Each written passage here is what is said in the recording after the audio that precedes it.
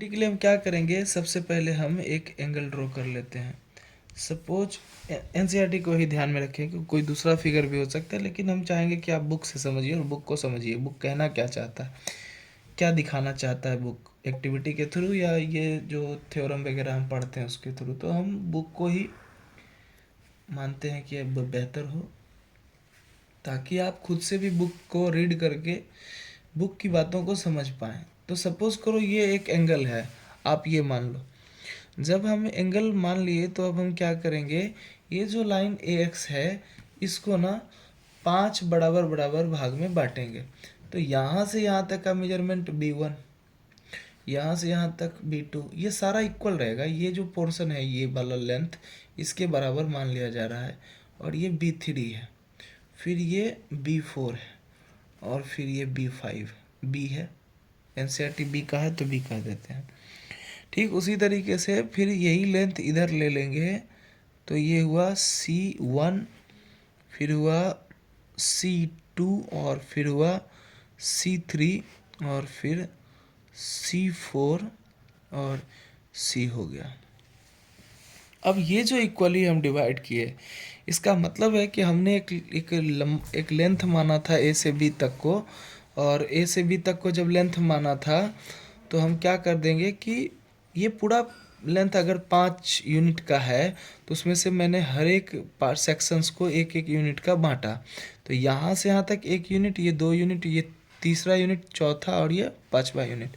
फिर ये C1 unit, और C2 2 यूनिट, और ये C3 तीसरा यूनिट, और C4 चौथा, और C 5वां यूनिट। अभी हम मेजरमेंट की बात नहीं कर रहे हैं, अभी सिर्फ एक ऐसा लाइन ले रहे हैं और उसके सेक्शंस की बात कर रहे हैं। अब हम क्या करेंगे, अगर हम इसको हम मिला देते हैं, यहाँ से इसको ऐसे मिला दिए और यहाँ से इसको ऐसे मिला दिए, तो एक सेक्शन तैयार हो गया। आप अगर ध्यान से देखेंगे तो यहाँ पे हम कलर चेंज कर रहे हैं ताकि आपको स्पष्ट दिखे। ये वाला पोर्शन है ना, ये एक पोर्शन बना, और ये एक ये लाइन बना। तो कहने का मतलब है कि ये जो रेड वाला है, यानी कि AB1 तक, ये रेड वाला, और यहाँ B1 से लेके B तक, ये B1 से लेके B तक, तो B1 और B, और यहाँ पे जो भाग है ये AC1 है, और यहाँ से यहाँ तक जो भाग है वो क्या है, C1C है। तो कहने का मतलब है कि AB1 ये वाला लेंथ का इस बाद वाले लेंथ से अगर हम रेशियो देखेंगे तो AB1 और B1B का जो रेशियो आ रहा है क्या आएगा, ये आ जाएगा टोटल 1/4 सेक्शन नीचे 4 से 1/4 हो जाएगा। ठीक है, ठीक उसी तरीके से अगर इधर चलेंगे तो AC1/C1C तो 1/4 हो जाएगा। कहने का मतलब है कि अब 1/4 के इक्वल ये भी, 1/4 के इक्वल ये भी, ये पूरा एक दूसरे के बराबर हो गया। तो हम कह सकते हैं AB1 जो है वो B1, AB1 B1 B जो है वो इक्वल रेशियो में AC1 और C1C से ये है।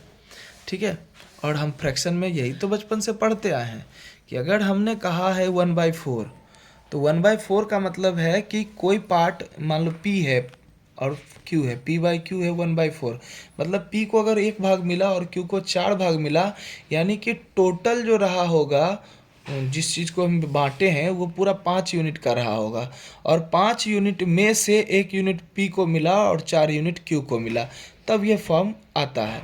तो ये लाइन का जो लेंथ है, यहाँ से AB1 का जो लेंथ है और B1B तक जो लेंथ है, वो वही तो बता रहा है कि पूरे 5 भाग में से 1 भाग ये ले लिया और 4 भाग ये ले लिया।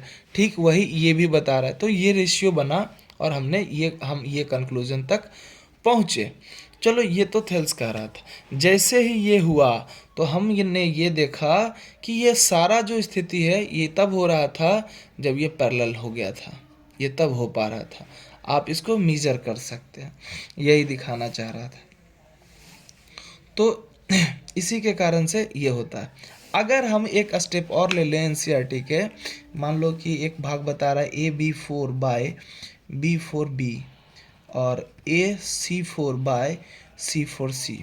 आप अब इसको ऐसे समझें, मान लो कि एक लाइन जो है ये इससे मिला दी है C4 से, तो जब C4 से मिला दिए, ये लाइन को डार्क कर देते हैं, C4 से मिला दिए, तब यहाँ तक जो लेंथ है, 4 भाग का लेंथ हो गया, A से लेके B4 तक 4 पार्ट ले लिया, ये खुद अकेले 4 पार्ट ले लिया।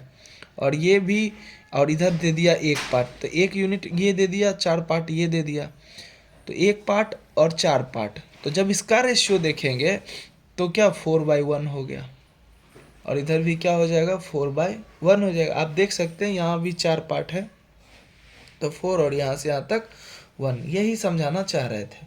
और इस कंडीशन में हर हाल में हर लाइन एक दूसरे से क्या होंगे, पैरेलल होंगे, ये इसके पैरेलल होंगे, ये इसके पैरेलल होंगे, यही एक्टिविटी कह रहा है।